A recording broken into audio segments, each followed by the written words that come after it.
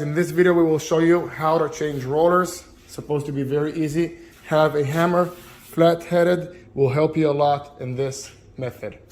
So what we will do, we will put the hammer inside the roller like this. You can always come from the up or from the down position. It doesn't really matter, whatever is more convenient for you guys. Stick it in and just pop it out like we just did. You guys usually do 1, 2, and 3 rollers. This is the bottom one as well.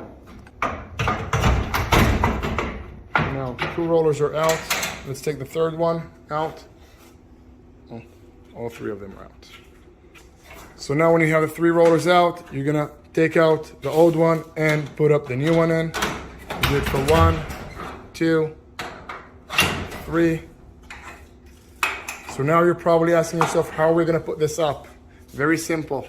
We will take the connection between the vertical and the horizontal track, and we will bend it a little bit towards the out.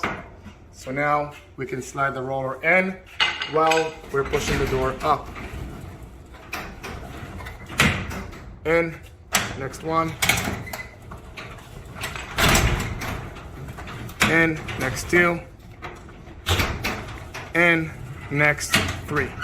So now we've switched the 3 bottom rollers. The only thing that is left is to do the 2 top rollers. We will show you guys how to do that in a sec.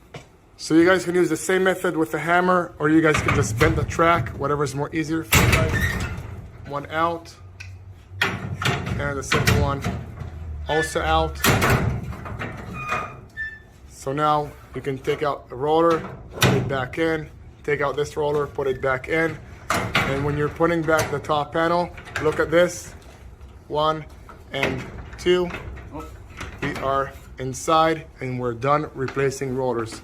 This method is supposed to take you guys no more than 5 minutes to replace all rollers on both sides.